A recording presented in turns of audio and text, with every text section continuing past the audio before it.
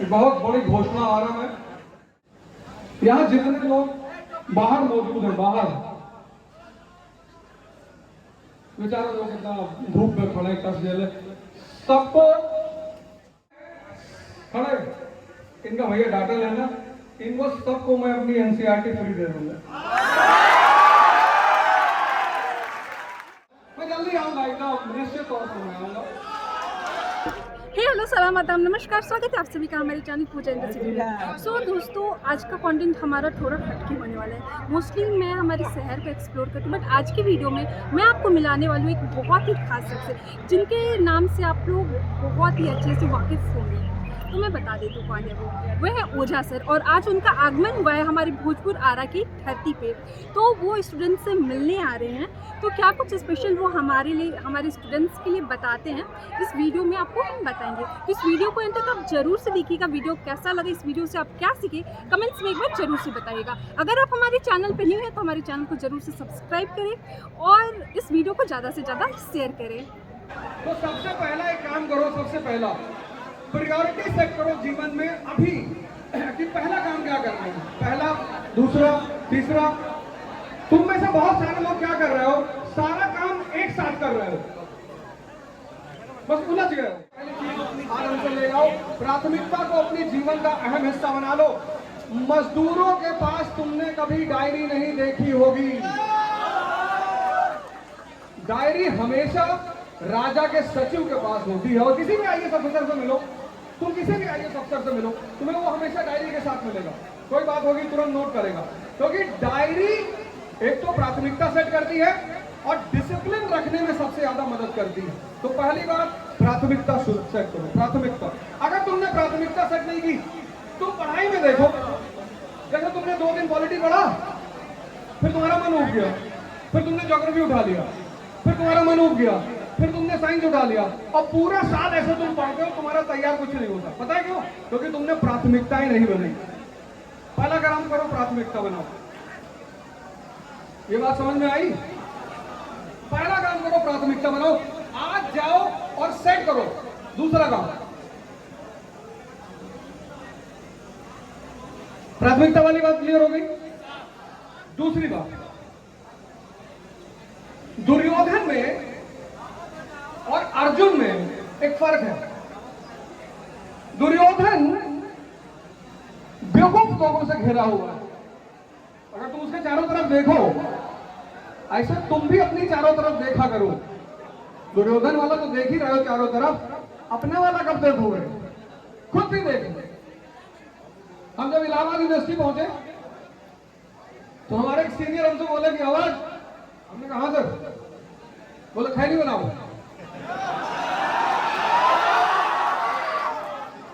खैनी खाते हो?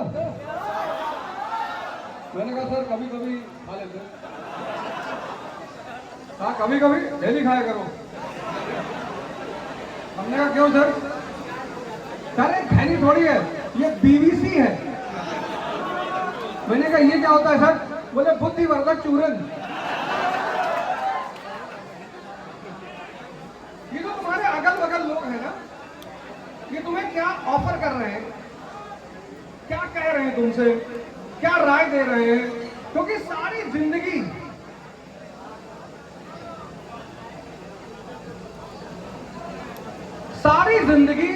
इस पर निर्भर करेगी कि तुम्हारे पीछे शकुनी खड़ा हुआ है या भगवान कृष्ण खड़े हुए हैं।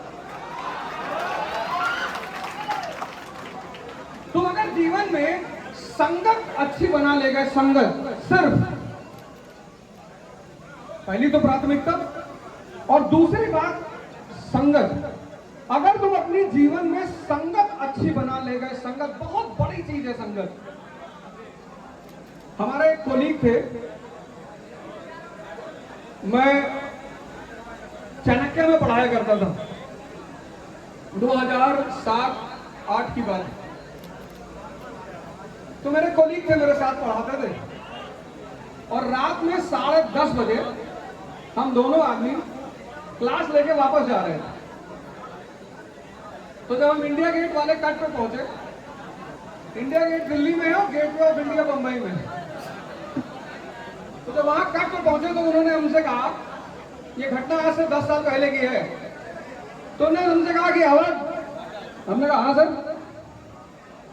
बोले हम लोग का जिंदगी खत्म हो गया यार। तो गाड़ी रोकी मैंने कहा उतरो। बोले क्या हुआ? हमने कहा उतरो। तो उतरे, दरवाजे बंद करो। और मैं उनको 11 बजे रात में इंडिया गेट पे छोड़कर चला गया। यहीं के रहने वाले हैं, वो तैयारी के। फिर हमसे बोले कि अवध हो क्या क्या बात? हमने कहा आज के बाद अगर जिंदगी में तुम हमसे बात किए तो तुमको हवाई जहाज के छत पे बांधेंगे। तो लोगों ने मुझे पूछा क्या बात हो गई? मैंने कोई बात ही नहीं। अरे बोला कुछ तो हुआ होगा।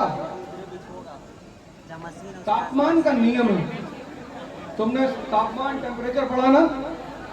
तापमान का एक नियम है, तापमान हाई से लो की तरफ आता है। इसीलिए ठंडक में हम ऊनी कपड़े पहनते हैं।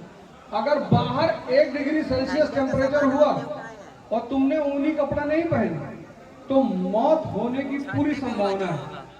सिम्टम सुन लो। ये जो लो टेम्परेचर के लोग हैं ना, ये हमेशा कोशिश करेंगे, हमेशा, कि तुम्हारी सोच को मार दिया जाए। और अगर कृष्ण अर्जुन से एक बार कह देते कि अर्जुन तुम सही कह रहे हो, बहुत खतरनाक खिलाड़ी उस तरफ खड़े हैं और मैं तो जा रहा हूं रथ से उतर के, तो तुम कोशिश सोच के देखो कि अगर भगवान कृष्ण अर्जुन के रथ से उतर जाते तब अर्जुन की क्या दशा होती। तो अर्जुन भीष्म पितामह से एक ही बात कहता कि अंकल जी गलती हो गई, नहीं करेंगे। ये भीम बार बार परेशान कर रहा था, राजा बनना, यही भड़का रहा था हम लोगों को भीम। और अंकल जी हम जा रहे हैं और तुम फिर से साड़ी खींच लो, हमें कोई दिक्कत नहीं है। एक ऐसा समय आता है जब हमारी उत्साह का जो लेवल है ना वो नीचे आता है। हर दिन ऐसा कोई दिन नहीं, मैं अपनी बात कर रहा हूं, ऐसा कोई दिन नहीं है जब उत्साह, हम सब मनुष्य हैं, तो जो सिम्टम एक मनुष्य में है वो सब में है। जो सिम्टम एक मनुष्य में है वो सब में है। हमारा एक मित्र है, उनका सीटी स्कैन होने जा रहा था और वो मशीन में, सीटी स्कैन वाली मशीन में डालते हैं, उसमें अच्छे को डर लगता है। मैंने कहा आओ चलो मैं पहले जाता हूं। हम अंदर गए, हमें को डर लग गया मशीन देख के। वो ऐसी आवाज करती है ना, तो अजीब से आवाज करती है। तो मैंने कहा कि अरे यार ये तो ज्यादा गलत बयाना ले ली। हम सब, ऐसा कोई दिन नहीं आता जब हम सबके उत्साह, इसीलिए तो वो है ज्वार भाटा। वो जो ज्वार भाटा का कॉन्सेप्ट है वो समंदर में ही नहीं है, हमारे मन में भी है। और उस समय जब तुम्हारा उत्साह का क्षण कम होता है, तुम अपने जीवन में किसी कृष्ण को ढूंढ लो।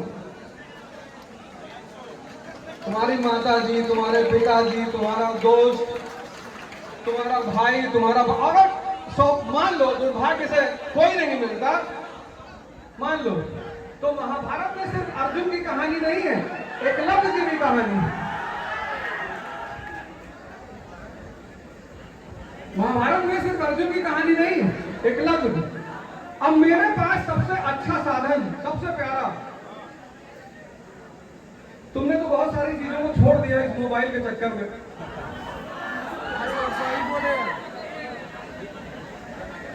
लेकिन आपको पकड़ लिया सबसे। ये मोबाइल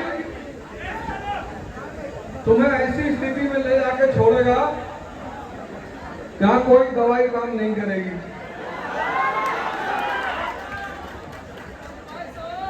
उत्साह की वृद्धि में व्यक्ति को महत्वपूर्ण, जैसे तुम्हारी माँ है, तुमने उनको फोन किया कि माता जी और अम्मा का हाल बा ठीक बा फलाना, और तुम्हारी माँ ने तुम्हें कोई अच्छी सी कहानी सुना दी, कोई बात बता दिया।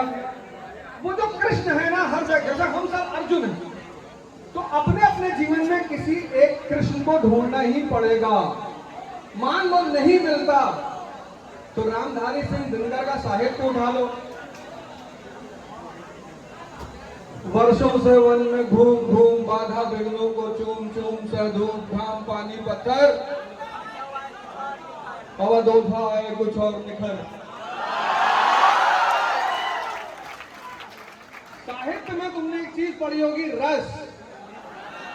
हाँ, ये वीर रस का काव्य है। वीर मतलब शब्दों का चयन इस लय में किया गया है कि जब तुम उसमें पढ़ोगे तो तुम्हारे अंदर वीरता का भाव पैदा होगा।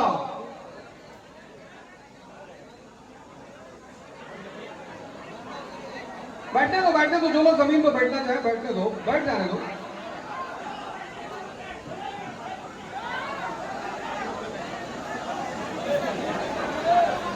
बैठ जाओ, आगे तक बैठा दो भैया, यहां तक बैठा दो।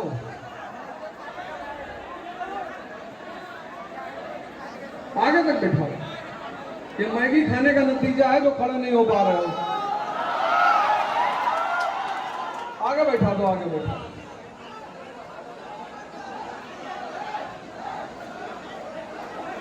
बैठ जाओ।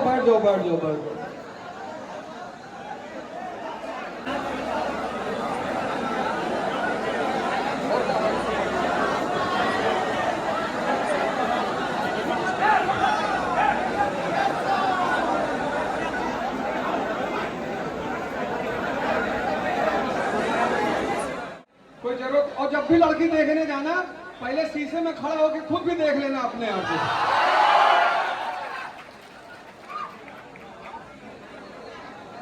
देखो, दुनिया में किसी माँ ने अपने बच्चे को परेशान नहीं किया, क्योंकि बच्चे ने अपनी माँ में हमेशा भाव देखा, सौंदर्य कभी नहीं देखा।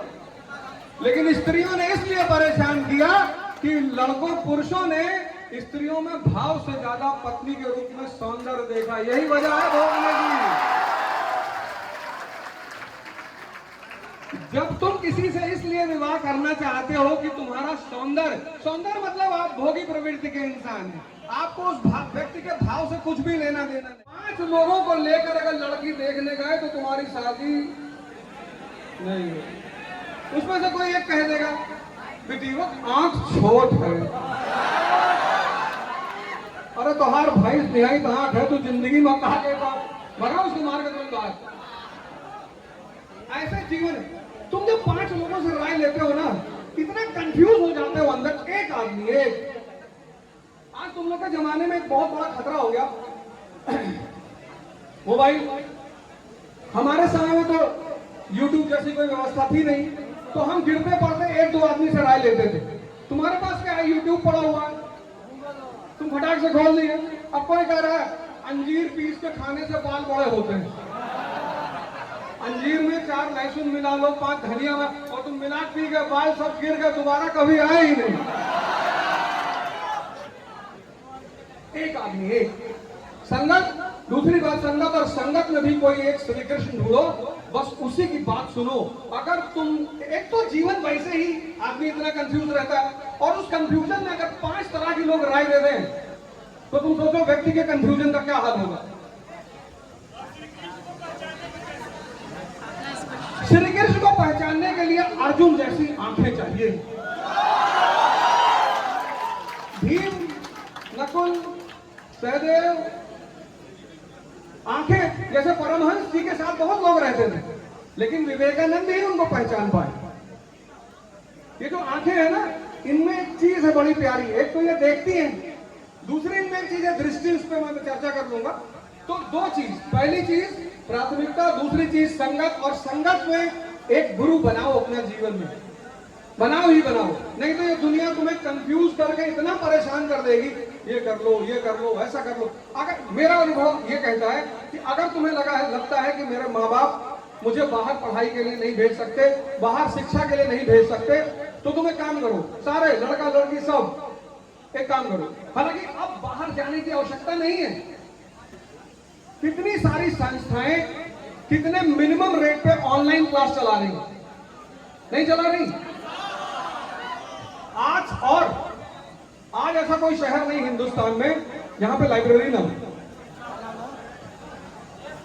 सब जगह लाइब्रेरी।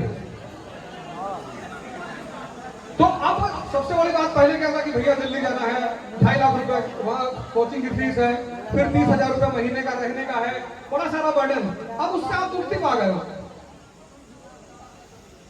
अब आप उससे बिल्कुल मुक्ति पा गए हो। 10,000 में कोर्स है और सब पढ़ा रहे हैं, ऐसा नहीं कोई नहीं पढ़ा रहा, सब पढ़ा रहे हैं, कोई जरूरत नहीं बाहर जाने की, है ही नहीं। आप यही रहिए बहुत ज्यादा। अगर आप, एक बड़ा प्यारा नियम है कि जिस शहर में आप पैदा हुए हैं, कोशिश करिए उस शहर को छोड़कर किसी दूसरे शहर में जाकर तैयारी करिए, अगर ऐसा संभव। जैसे आपका घर आरा में है, आप पटने में पढ़ सकते हैं। अब आरा में रहने में दिक्कत क्या है, यहाँ आपका परिवार है, यहाँ आपका समाज है, दोस्त है, रिश्तेदार है, और वो बाधा तो पैदा करेंगे, उनका जन्मसिद्ध अधिकार है वो। हमारा सिलेक्शन जब नहीं हुआ तो गांव वालों ने हमारा नाम रख दिया कमिश्नर साहब। जब तक अटेम्प्ट था तब तक कुछ नहीं कहा, और फिर बच्चों को, छोटे छोटे बच्चों को, कोयला होता है ना, उसको देकर मकान की दीवार पर लिखवा दिया कमिश्नर साहब। लेकिन मैं सोचता हूं उस वक्त तो बड़ा बुरा लगता था, मतलब ये होता था कि अगर पकड़ लेंगे तो मुआ देंगे जैसे लड़कों। लेकिन ठीक है, मुझे लगता है कि अगर ये लोग परेशान ना करें तो आग कभी पैदा नहीं होगी। यही लोग आग भी पैदा करते हैं, इनका आपको हमेशा रेडी रहना चाहिए। ये जितने लोग आपकी बुराई करते हैं, बुराई, वो सब आपके अंदर आग पैदा कर रहे हैं, क्योंकि राजा महाराजा के बेटों को तो कोई कुछ कहता नहीं। सबसे ज्यादा बलि का बकरा हम ही लोग बनते हैं, मिडिल क्लास के लोग। तो एक अपने साथ संगत, एक गुरु बनाइए। और अगर आपको लगता है, तीसरा पॉइंट मैं कह रहा हूं कि मेरे पिता, माँ बाप, फैमिली नहीं सपोर्ट कर पाएगा, तो यार कोई एक स्किल सीख लो। कुछ नहीं होता, कोई काम छोटा बड़ा नहीं होता है। अगर तुम पढ़ा सकते हो तो उससे अच्छा तो कुछ है ही नहीं। आज इस देश को कम से कम 10 लाख अच्छे शिक्षकों की जरूरत है। 10 लाख, ये 3-4 लोगों से कुछ नहीं होने वाला। 10 लाख, बहुत स्कोप पड़ा हुआ है, बहुत। अगर तुम पढ़ा सकते हो तो एक बात जान लेना, अगर तुम पढ़ के सिर्फ एग्जाम दोगे तो हो सकता है तीसरे अटेम्प्ट में पास करो, लेकिन अगर तुम पढ़ा के कोई परीक्षा दोगे तो तुम पहले अटेम्प्ट में पास कर जाओगे। ये बड़ा प्यारा फॉर्मूला है ये। मैं बताऊं उसकी वजह, जब तुम पढ़ाने जाओगे तो एक बात कंफर्म हो गई, क्योंकि बिना समझे तुम पढ़ा ही नहीं सकते। तुम बिना समझे पढ़ सकते हो, सुबह किताब उठाई, शाम को खत्म कर दी, लेकिन उस किताब में क्या लिखा है ये तुमको नहीं पता होगा। लेकिन बिना समझे तुम पढ़ा नहीं सकते। तो पहली कोशिश ये करो कि पढ़ाओ। लेकिन मान लो किसी कारणवश तुम नहीं कर सकते हो, कोई बात नहीं, कोई स्किल सीखो और डिपेंडेंट, अपने ऊपर डिपेंडेंट होने की कोशिश करो। कोशिश करो कि 20 साल मिनिमम और 25 साल की उम्र के बाद पिताजी से पैसा न मांगना पड़े।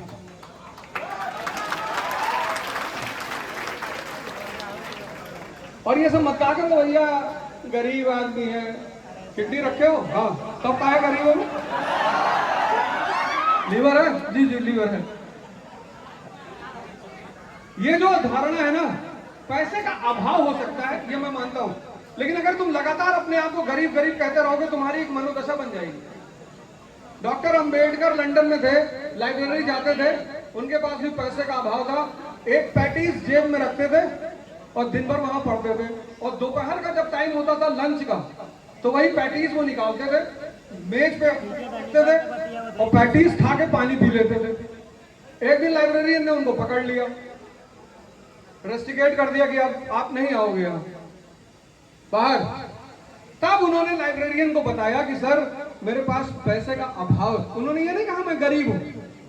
तुम जो बात रिपीटेडली कहते हो ना, वो तुम्हारी मनोदशा बन जाती है। तुम्हारे पास क्या साधन है? मोबाइल। तुम मोबाइल में कर लीजिए। मैंने कहा ना, इससे बड़ा दुश्मन, दोस्त भी है ये, लेकिन दुश्मन भी है। आज की डेट में जो सबसे बड़ी समस्या युवाओं की दो, एक तो कंसंट्रेशन नहीं बन पा रहा, इस मोबाइल ने सारा जो मन की एकाग्रता को खत्म कर दिया, और उसमें सबसे बड़ी भूमिका है इंस्टाग्राम के रीलों की। अरे भैया तुम्हारा फ्रेम ऑफ माइंड सेट हो गया ना 1 मिनट के लिए। अब 1 मिनट से ज्यादा अगर वो, तो मैं तो सोचता हूं तुम बैठ गए, कितना 1 घंटा बैठे, हमें तो लगता है कि अब जब सेमिनार्स होंगे तो 2-2 मिनट के होंगे। आदमी का फ्रेम ऑफ माइंड ऐसा हो जाएगा कि भैया वो कहेगा बस बस बस दूसरा। तुम्हारा फ्रेम ऑफ माइंड ऐसा सेट हो जाएगा, अगर तुम इसको लगातार देखते रहे 6 महीना, तो तुम्हारे मन की जो स्टेबिलिटी है वो खत्म हो जाएगी। तो अगर चौथी चीज, अगर तुम चाहते हो कि तुम बदल जाओ, कोई रास्ता नहीं है, कोई मोटिवेशन, हफ्ते में 1 दिन मोटिवेशन सुन लो, 1 दिन, वो भी किसी एक आदमी को पकड़ो, किसी एक, चाहे जिसको, सब अच्छा पढ़ा रहे हैं, सब, हम तो पढ़ाते नहीं, लेकिन सब अच्छा पढ़ा, एक आदमी, और चलो 2-3 आदमी सुनते भी हो, तो हफ्ते में 1 दिन। कोई मोटिवेशन काम नहीं करता सर। मैं जिस वक्त मेंस की परीक्षा दे रहा था, एक केसरवानी है, कटरा में उनका मकान है, वहां मैं रहता था, और टॉप फ्लोर का कमरा था, टॉप फ्लोर ऊपर, और वहां कमरे में कोई फैन नहीं, कोई कूलर नहीं, सब निकलवा दिया मैंने। तो मेरे पास जितने लोग आते थे, तो मुझे तो आदत हो गई गर्मी बर्दाश्त करने की, तो मुझसे जो मिलने आते थे वो 5 मिनट बाद भाग जाते थे। मैं बहुत गर्मी, पंखा कहाँ है? उनका पंखा नहीं चलाते। अगर तुम चाहते हो, कोई भी, तुम में से कोई भी, अगर तुम चाहते हो, इसीलिए तुम देखो, हर सफल आदमी की एक दर्दनाक कहानी होती है, हर सफल आदमी की, हर, तुम किसी भी सफल आदमी को ले लो जो तुम्हारे बीच में से निकला है, तुम्हें हर सफल आदमी की एक दर्दनाक कहानी मिलेगी। वो दर्दनाक कहानी क्या है? परिवर्तन की कहानी, जिसको तुम उत्साह के रूप में सुनते हो, कल वो कहानी तुम्हारी भी हो जाएगी। बस तुम अपने आप को टेम्परेचर लेना शुरू करो। जैसे एग्जाम्पल के तौर पे 4 घंटा पढ़ो, खड़े होकर पढ़ो। एक बात याद रखना, जब तुम कष्ट दोगे, कष्ट का सिद्धांत हमारे देश का सन्यासियों ने पकड़ लिया था, कष्ट में मन भाग ही नहीं सकता, सवाल ही नहीं उठता। तुम काशी चले आओ, तुम अयोध्या चले आओ, जहां भी मतलब संत महात्माओं वाला जो क्षेत्र है, बहुत सारे संत ने कहा, ये तो सिद्धांत है ना, कष्ट से कंसंट्रेशन का सिद्धांत, बहुत प्यारा सिद्धांत है, बहुत सारे महात्मा हैं भोजन ही नहीं करते, इसलिए नहीं कि भोजन अच्छा नहीं लग रहा है, उनको ध्यान करना है, और पेट में जैसे खाना जाएगा मन की अय्याशी शुरू हो जाएगी। जहां पेट भरा वहां मन बेलगाम हुआ। अभी रमजान चल रहा है, रमजान, ये इस्लाम की सबसे बड़ी खोज है कि पेट को खाली करके मन को जीत लो। ये इस्लाम की सबसे बड़ी खोज है रमजान, बहुत प्यारी चीज है रमजान, कि पेट को खाली रखो। जब तक पेट खाली रहेगा तुम्हारा मन कहीं भाग ही नहीं सकता। तो कोशिश क्या करो, 3 घंटे का शेड्यूल बनाओ, और उस 3 घंटे तुम्हारे पेट में कुछ नहीं होना चाहिए, और 3 घंटे मरोगे नहीं। बहुत, अगर तुम्हें कोई बीमारी है, मान लो जैसे डायबिटीज है, उसमें कहते हैं थोड़ा बहुत खा लेना चाहिए, तो रोस्टेड ग्राम रख लो, हल्की चीज है। कई बार क्लास में क्या होता है, लड़का आगे बैठा हुआ है, 12 अंडा, 4 ग्लास दूध, 6 केला खा के आगे बैठा हूं, मुंह खोलने जमा ही ले रहा है। अब जब ये भर गया, तो जब क्लास खत्म हुई तो उन्होंने पूछा किसकी क्लास थी, इसीलिए दुआ बना, काक चेष्टा बको ध्यान मल पहाड़ी स्वा निद्रा। इस्लाम ने पेट को खाली करके मन को पकड़ने का सिद्धांत बनाया, और हिंदुइज्म ने सांस को पकड़ा। इसलिए हमारी संस्कृति में विपासना का बड़ा महत्व है। और राम का अगर मंदिर बना है, ये लास्ट बात सुन लो, अगर प्रभु राम का मंदिर बना है तो वो मंदिर तभी सफल माना जाएगा जब इस देश का 100% आदमी श्री राम के कदमों पर चलेगा, त्याग और तपस्या का वर्ण करेगा, और राजा के साथ साथ भगवान भी बनेगा। अगर सिर्फ मंदिर का क्या महत्व है, मंदिर बना लिए, प्रजा भिखमंगा है, प्रजा को भी राम के चरणों पे चलना पड़ेगा। उन्होंने अपना घर बार छोड़ा, तपस्या की 14 साल, आप 1 साल कर लो, आईएएस बन जाओगे, 1 साल, 3 साल कर लो एमएलए बन जाओगे, 5 साल कर लो एमपी बन जाओगे, 10 साल कर लो प्रधानमंत्री, मेरा 8 पूरा हो गया है। तो 14 साल कर लो तो ये तपस्या का नियम है। ये 4-5 चीजें आज हमसे लेकर जाओ, प्राथमिकता, संघर्ष, स्किल और तपस्या, और 6 महीने इसे करो, 6 महीने इसे करो। और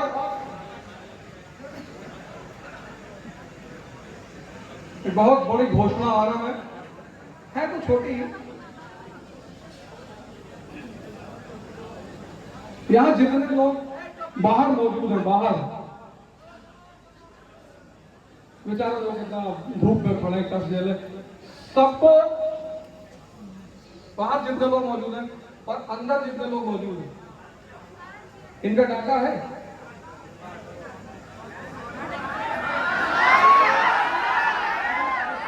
अच्छा, डाटा नहीं है।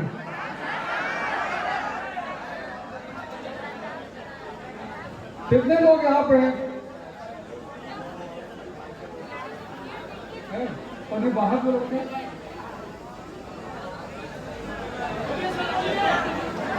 बाहर जितने लोग हैं खड़े, इनका भैया डाटा लेना, इनको सबको मैं अपनी एनसीईआरटी फ्री दे दूंगा।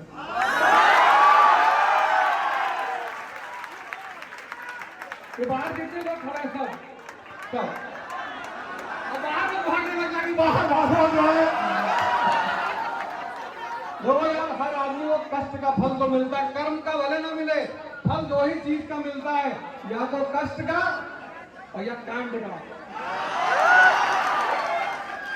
कर्म तो बहुत लोग कर रहे हैं, कर्म वर्म का कोई फल नहीं होता, फल 2 चीज का होता है, या तो कष्ट का फल होता है या कांड का फल होता है। तो अगली बार मैं कोशिश करूंगा, आपकी टीम से कहूंगा कि एक अच्छी जगह व्यवस्था की जाए। मैं जल्दी आऊंगा, एकदम निश्चित तौर पर मैं आऊंगा।